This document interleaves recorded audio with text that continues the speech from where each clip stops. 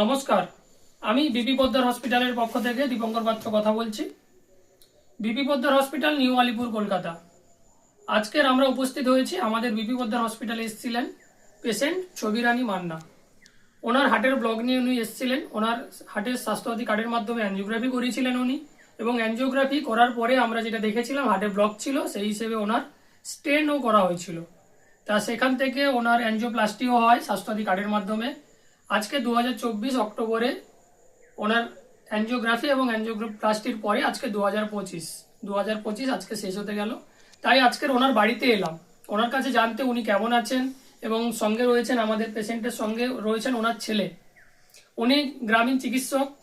কাকদ্বীপ এলাকায় যারা রয়েছেন বা যারা আমাদের এই ভিডিও দেখছেন কাকদ্বীপ এলাকা থেকে, তারা অবশ্যই ওনাকে চিনবেন, কারণ ওনার চেম্বার রয়েছে কাকদ্বীপ এলাকায়, এবং গ্রামীণ চিকিৎসক সমিতির যে সভাপতি বা সহসভাপতি পদে উনি রয়েছেন। তা ওনার হাত ধরে আমাদের বিপি পোদ্দারে প্রচুর পেশেন্ট এসেছেন এবং প্রচুর পেশেন্টের ওটি হয়েছে এবং তারাও সুস্থ আছে আশা করি। তাই ওনার কাছে ছুটে আসা, বা ওনার মায়ের যে আমরা যে স্বাস্থ্যসাথী কার্ডের মাধ্যমে অ্যাঞ্জিওপ্লাস্টি করেছিলাম সেখান থেকে ওনার মাও কেমন আছে, বা ওনার নিজেরও অ্যাঞ্জিওগ্রাফি হয়েছিল উনি কেমন আছেন, সবটা নিয়েই আজকের মূলত এখানে পৌঁছে যাওয়া। ওনাদের বাড়িতে এসেই আজকের আমরা ওনাদের মুখ থেকে শুনবো, ওনারা আমাদের বিপি পোদ্দার হসপিটালে পৌঁছানোর পরে ওনারা পরিষেবা কেমন পেয়েছেন, বা আজকে 2024 ওটি করিয়েছিলেন, আজকে 2025 এখন কেমন আছে, সেটা নিয়ে একটু ডাক্তারবাবুকে বলবো কিছু বলার জন্য। নমস্কার, আমি ডক্টর শঙ্কর মান্না। আমার এক ভাইয়ের হঠাৎ করে ব্রেন স্ট্রোক হয়।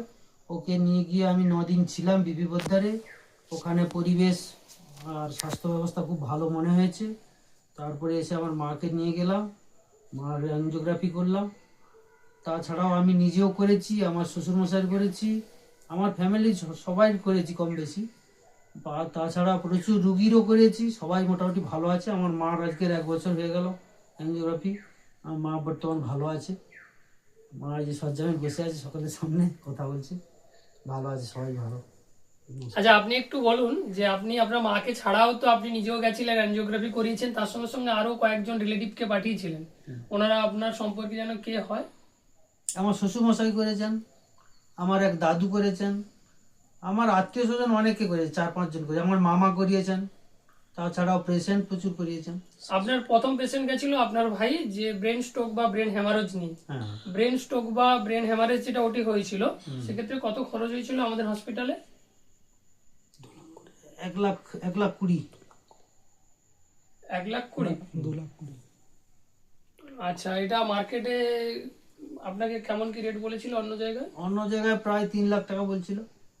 সেটা ওই দীপঙ্কর পাত্র মশাই উনার হাত ধরে গেছি বলে আমাকে অনেকটা সাবসিডি দিয়ে, আমি তাছাড়া এই কাজে যুক্ত বলে আমাকে অনেকটা করেছি।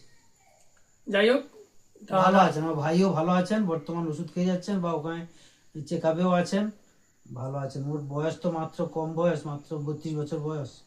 এত কম বয়সে ব্রেন স্ট্রোক ভাবাই যায় না, বা সে যে সুস্থ হবে বা সুস্থভাবে থাকবে সেটা আমরা কল্পনা করতে পারি না। সেও বর্তমান ভালো আছে। এখন মাঝে মাঝে চেকআপে যায়, আপনার এই হাত ধরে চেকআপে যায়, বা আমাদের হসপিটালের সঙ্গে যোগাযোগ রেখেছে। যাই হোক, তা ওনাদের সুস্থতা কামনা করব, এবং ওনাদের এই ভালো থাকা এবং ওনাদের এই বিপি পোদ্দারের প্রতি ভালোবাসাকে অসংখ্য ধন্যবাদ জানাবো।